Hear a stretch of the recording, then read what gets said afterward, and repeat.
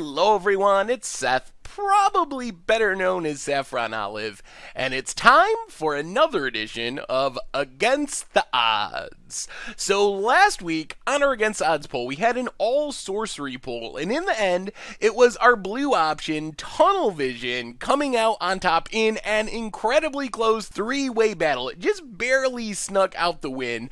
Regardless, this week we are heading to Modern to see if we can get some crazy milling value with Tunnel Visions.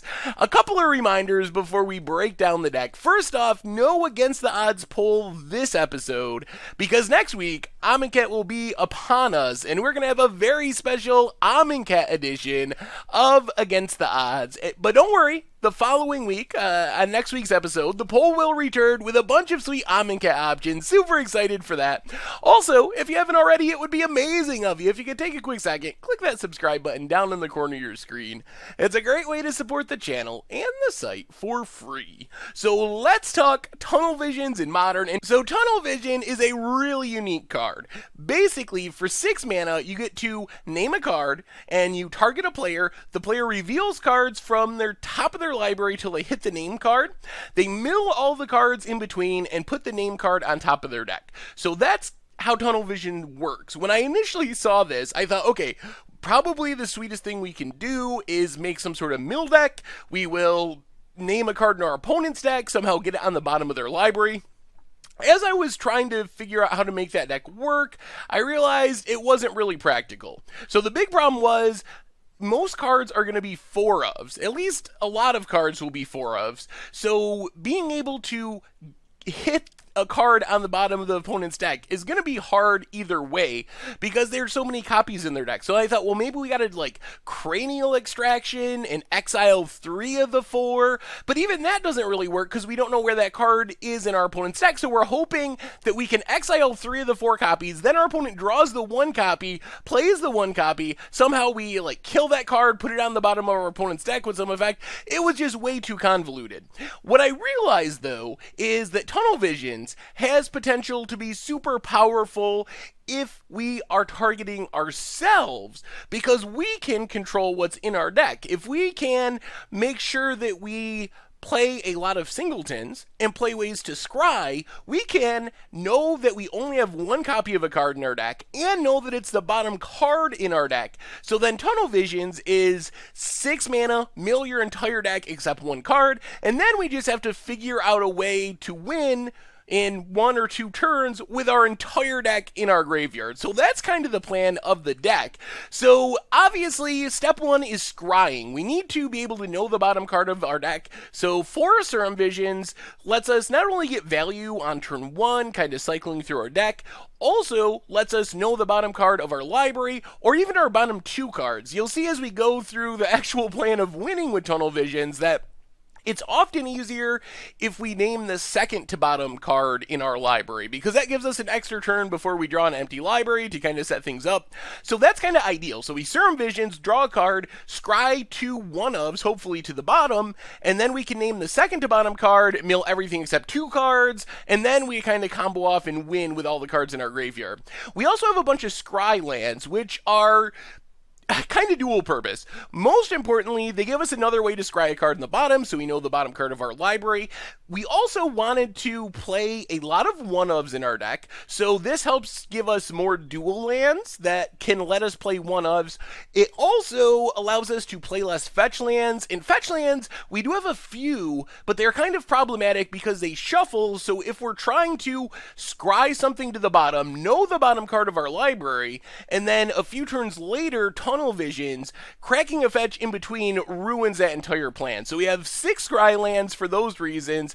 Then, as far as the rest of the deck, we have a handful of 4-ofs. So the 4-ofs in the deck are Tunnel Vision, 4 Satyr Wayfinders, 4 Thought Scours, because we are a graveyard-based deck, and we want to be able to win even without Tunnel Visions. So you'll see as we go along, our main goal is to kind of reanimate some stuff. So Satyr Wayfinder and Thought Scour give us additional value, ways to get stuff in the graveyard. So if we happen to not draw a Tunnel Visions, we can just kind of mill some stuff, maybe get something back from the graveyard, win that way. And then the Serum Visions. So those are the 4-ofs. The rest of the deck is a 2-of and a bunch of 1-ofs. So as far as actually winning the game, here's the plan.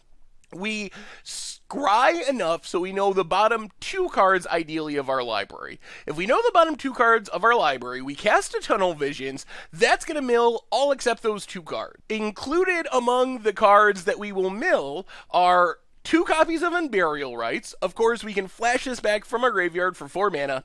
Archetype of Endurance and Laboratory Maniac. So when we do this, we have 2 cards left the first turn. So we draw for our turn, go down to 1 card in our library. We Unburial Rites the Archetype of Endurance. So that gives all of our creatures hexproof, which means we dodge targeted removal.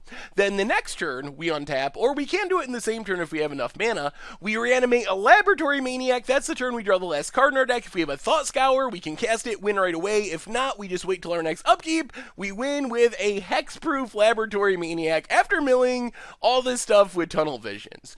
Of course, sometimes things go wrong, and we have a sweet backup plan, and that is Loaming Shaman. So same idea, we mill all the stuff in our deck. That's going to include Unburial Rites. If we find ourselves in a position where we can't win with Archetype into Maniac, we can kind of doomsday it up with Loaming Shaman. So we reanimate Loaming Shaman with our Unburial Rites, and this gives us the ability to shuffle any number of target cards from our graveyard into our library. So we could just shuffle in our whole library, but usually it's more powerful if we pick maybe 4 or 5 cards that we want to shuffle back in. And remember, we're going to only have 1 or even 0 cards in our library when we resolve Loaming Shaman, so we can basically just stack the bottom of our deck, the only 5 cards in our deck, with whatever we need to win the game. It's not literal Doomsday because we can't choose the order of the cards like you can with Doomsday, but even with the shuffling effect, if we just put 4 or 5 cards that are guaranteed to somehow win us the game, even though it's going to be random when we draw those, hopefully the Doomsday-esque pile will be able to win us the game.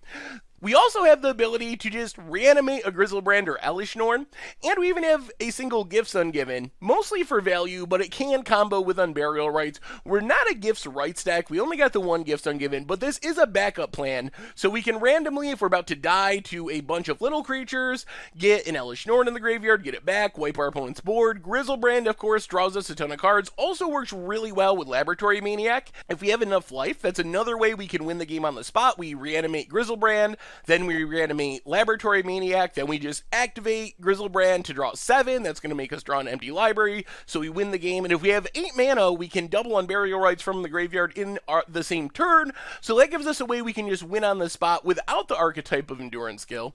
The rest of the deck is all the one-ofs. So normally you would think in a modern deck you'd play 4 Noble Hierarchs or 4 Birds of Paradise. Since we need one-ofs to make Tunnel Vision work, we have a smattering of different mana dorks. 1 Birds, 1 Hierarch, 1 Elvish Mystic, 1 Avacyn's Pilgrim. So obviously Birds and Hierarch are better than Elvish Mystic and Avacyn's Pilgrim, but since we care so much about having one-ofs, I think our overall deck is more powerful for the scrying to the bottom, only having 1 copy purposes, by playing a few slightly worse cards than playing 4 of the best card. Because if we just played 4 Noble Hierarchs and we scry Noble Hierarch to the bottom, even when we cast our Tunnel Vision, it's possible, or actually pretty much guaranteed, that we're going to hit another copy of Noble Hierarch further up in our library, which means we don't get our entire deck in our graveyard, can't do the combo kill, etc., etc.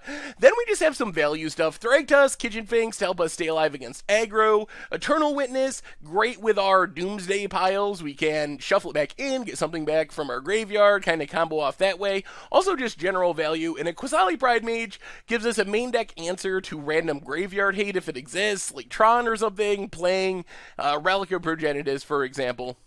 Then we have a bit more reanimation, and these cards are just backup reanimation. They don't really do the combo, but if we mill something good with Satyr Wayfinder, we can get it back with Makeshift Mannequin, with Footsteps of the Goryo.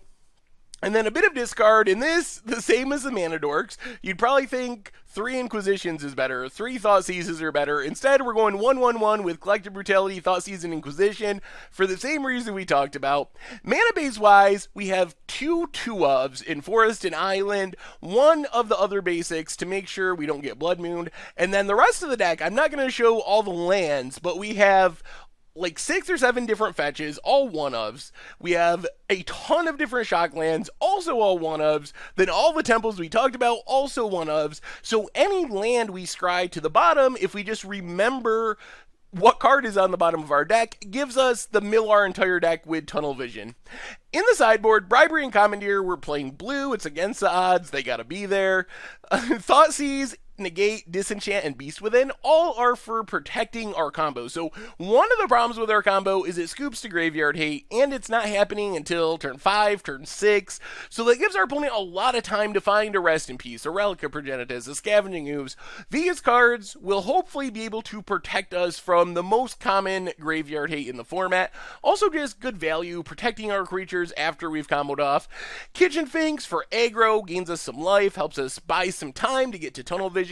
Fulminator Mage is our plan against Tron. We can Fulminator Mage, maybe reanimate it, Fulminator Mage again, keep our opponent off their lands forever, also gets creature lands and so forth.